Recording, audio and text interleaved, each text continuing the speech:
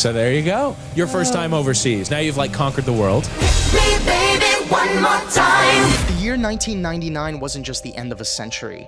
It was the last time we all lived in the same world.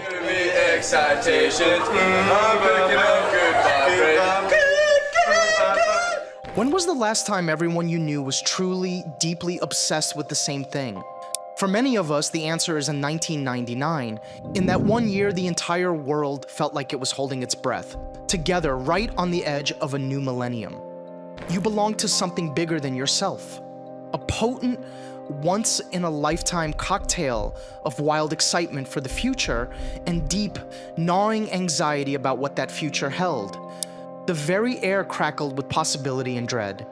It was the last great, all-inclusive party of the 20th century, and for the last 2 decades, we've been living in the quiet, fragmented morning after, each of us staring into our own separate screens, the star of our own empty theater. God damn it, an entire generation pumping gas, waiting tables, slaves with white collars. Advertising has us chasing cars and clothes, working jobs we hate so we can buy shit we don't need.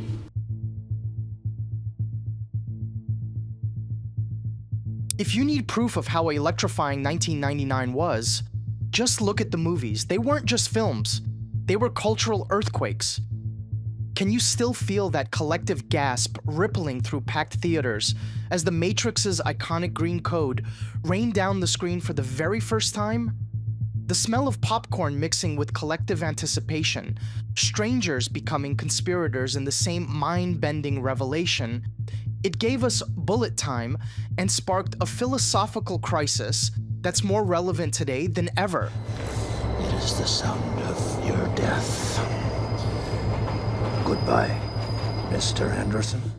At the same time, the Blair Witch Project used dial-up internet to blur real and fake, that static electricity loading grainy footage that made your skin crawl.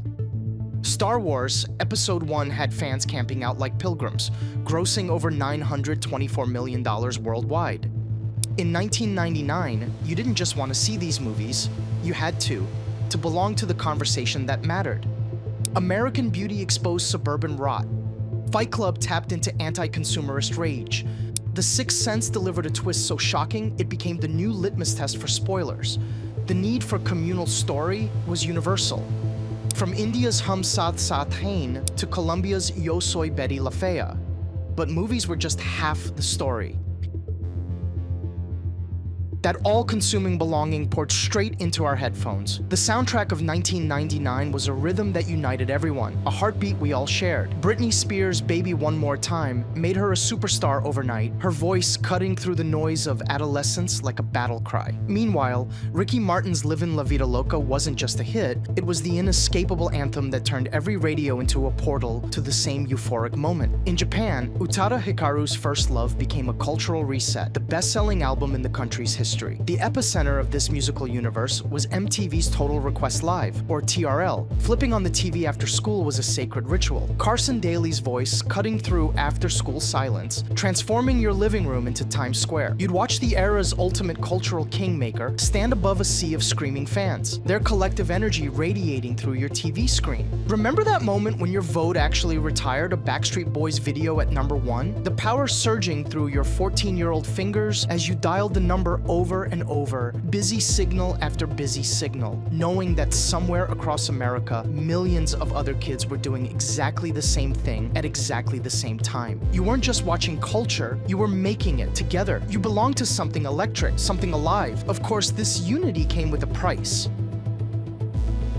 Even as TRL united millions in collective euphoria, cracks were already spiderwebbing through the system. The Y2K scare had everyone stockpiling water and wondering if their computers would survive midnight. The sound of anxiety crackling through every household. But the real threat to the old order wasn't system failure, it was system annihilation. In June 1999, a college student named Sean Fanning unleashed Napster like a digital wildfire. Suddenly, music felt free, not just from cost, but from the stranglehold of record labels and radio stations. You no longer had to wait for a DJ, you were the DJ. In 1999, 76% of Americans watched the same TV shows. Today, that number has collapsed to just 3%. Napster didn't just disrupt sales, it detonated the entire architecture of shared experience. This sparked a long-tail economy where niche became more profitable than mass. Algorithms didn't unify us, they trapped us in profitable echo chambers, and the economic incentive for shared culture obliterated. But let's not paint this new world as total catastrophe. Creators shut out of the 1999 monoculture could finally build their own platforms. Algorithmic-driven platforms let niche communities find each other, like scattered tribe members finally reunited. The end of the monoculture was also the end of its tyranny. A world with more voices, even if they echo in separate rooms. And yet, we still hunger for that belonging. Think Baby Yoda, Bruno, Tiger King. For a brief moment, we felt it again. These moments pierce our feeds like sunlight through clouds, fleeting but powerful. Today, your algorithm shows you a personal influencer your neighbors never heard of. And your kids? They'll never know what it feels like to have the entire school talking about the same thing the next morning. They'll have infinite choice, but never that one magic moment everyone shared. So why won't we have a year like 1999 again? Because back then, media forced us to live in the same world. We camped out together, argued over TRL together. Now, we each live in our own private feed. 1999 was the peak of a shared spotlight, and then darkness. We traded the communal bonfire for a billion flickering candles. But maybe it's time to be more intentional. Light new fires, share a playlist, host a watch party. We didn't just lose a shared culture in 1999. We lost the ability to be surprised together. And maybe, just maybe, that was the most human thing we ever had. If this hit you in the chest, drop your most vivid 1999 memory below, the one that still gives you chills. Let's prove shared culture isn't completely dead, and subscribe for more deep dives into the moments that shaped us all.